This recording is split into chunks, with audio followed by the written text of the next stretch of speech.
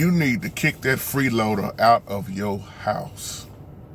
Kick that freeloader out of your house. What's going on, everybody? Welcome back to another Real Talk with your boy JT. I pray y'all are doing well as we off top.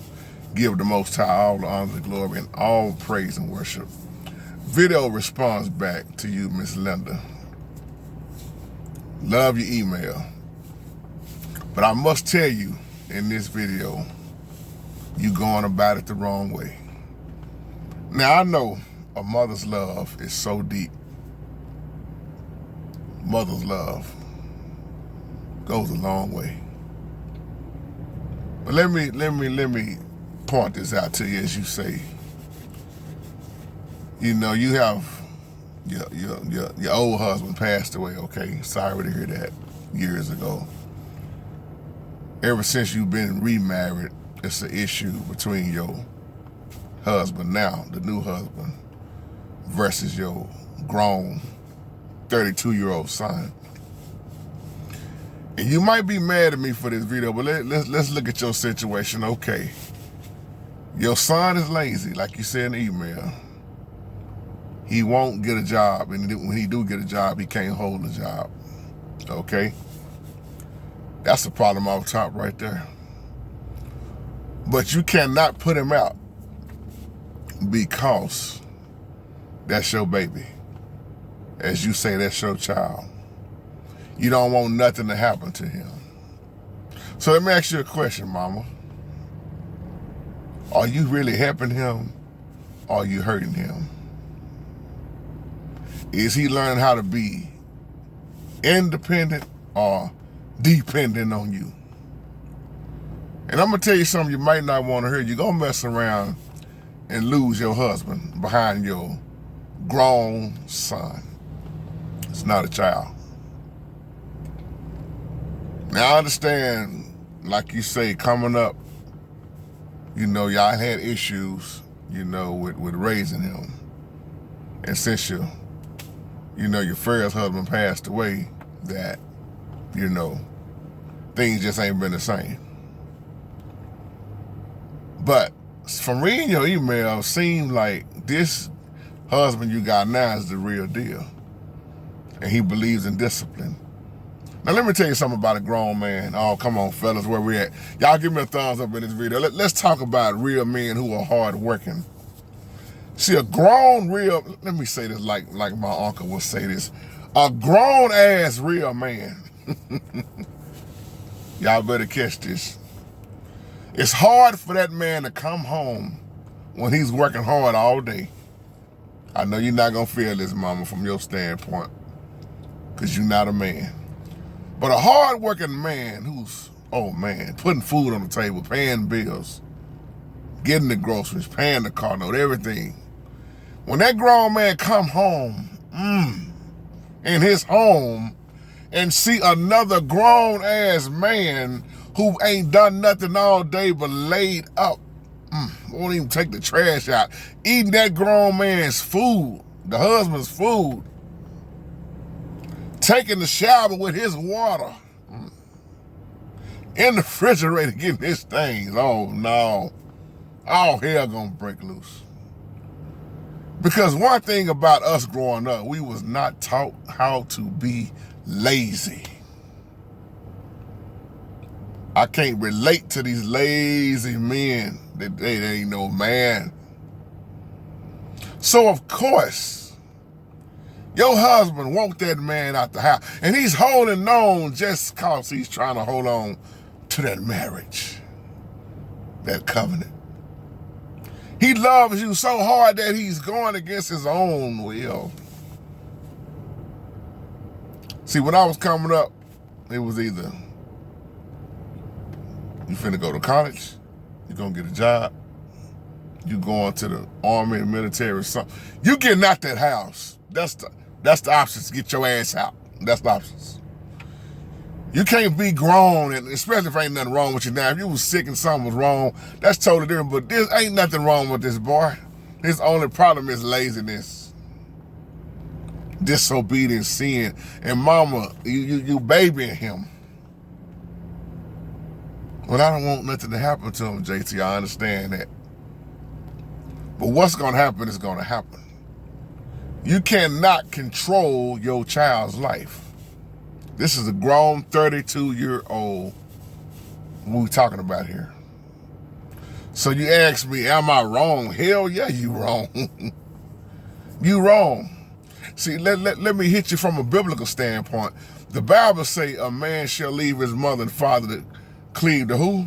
His wife. His wife.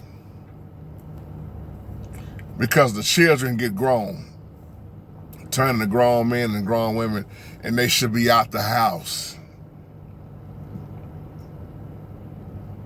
Now, does he love and respect you? Yes, and your children? Yes. But this is a grown 32-year-old we're talking about once again. It's not his job to take care of a lazy person. It's not your job to take care of a lazy person. See, when you spoil a child growing up, it's the worst thing you can do. That's why they become so selfish, and they will keep leaning and depending on you. That man got every right. I tell you one thing, it couldn't be me. It couldn't be me. See, I done put quite a few people out of my house. Oh yes, y'all better check my track record. And it ain't pretty. It's called tough love. And yeah, you love them, but your ass got to go. You got to go. No ifs, ands, or buts about it. I've had my share of people moving in doing that, and that's why when people, man, can I just move in for a couple of weeks? A couple of weeks turned to a couple of more weeks, which turns into a month, which turns into another month, 3 months, 4 months, 5 months, 6 months. What the hell you still doing here? Are you even out looking for a job? This man, you say, ain't even looking for a job. So why would your husband put up with that? Why would you put up with that? That's like a leech on your back just draining, sucking the blood out of you. He can't even maintain you. He's draining you. Yes, we love our mothers. We love our parents. We love our kinfolks. But, man, you're never supposed to take care of lazy folks. That's why the Bible teaches us about the bugs, the insects, the ants, the spiders. Go to the ant, you slugger, as the Bible says in Proverbs. Even ants are not lazy. We can learn a lot by watching these animals and bugs and insects that the Bible shows us. Ants are always storing up. Your son can't even store up nothing because he ain't even out there getting nothing. How he gonna reap if he ain't sold nothing? How you gonna reap what you sow? What you gonna reap? From your mama? 32 years old. That's sad. 32 years old, still leaning and dependent on mama. And you gotta realize and fault yourself. Don't act like you innocent in this. No, you gotta fault yourself. See, this is why we need real men around to teach, to guide, to lead. That's the sad thing, man, because see, like I said, I can't relate to this generation and things that's going on now. It was hard on us. I can't relate to this stuff I see. We had summer job program. We were working, detailing cars, whatever we had to do, cutting yards, and like my brothers, and man, we was always working. And when we got rid of that job, we got another job. Work history is just long.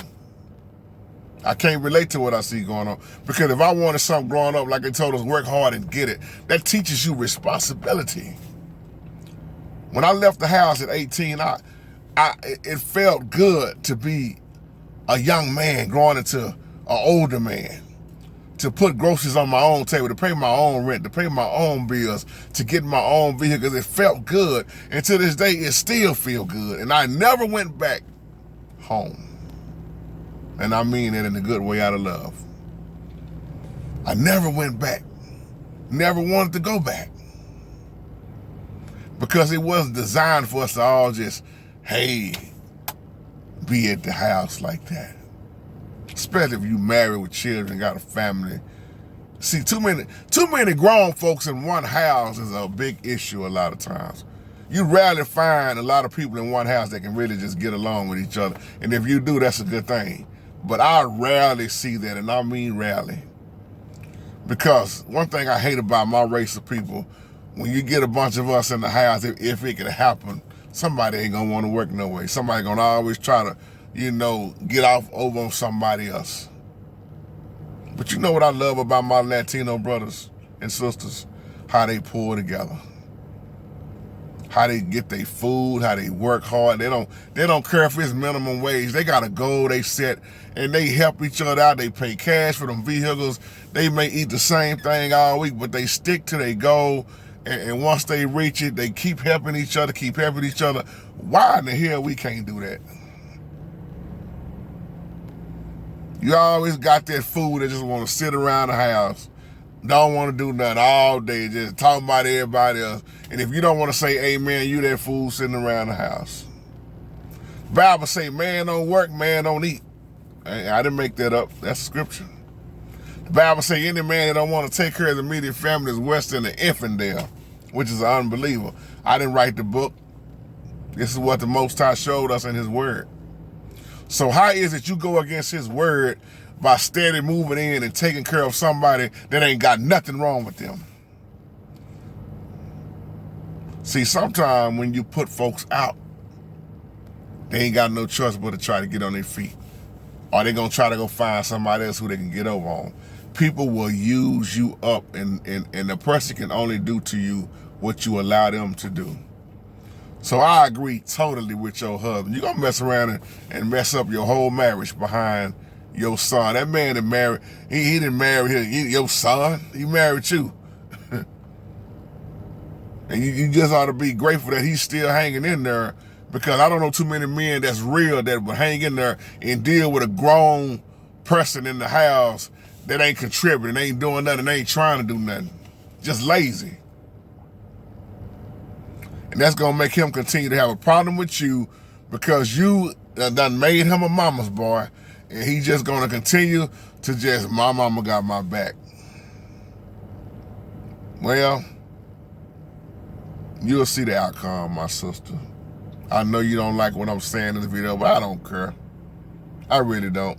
I love you enough to tell you the truth. You can get mad at the JT all you want, but you're gonna mess around and lose that husband of yours behind your son. Matter of fact, I need to just title this video, Losing Your Husband Because of Your Son. I think I'm gonna do that. Let me switch that title up. Losing Your Husband Because of Your Son. Freeloader. That's his name in this video. Young Freeloader. Shalom, family. Y'all remain blessed.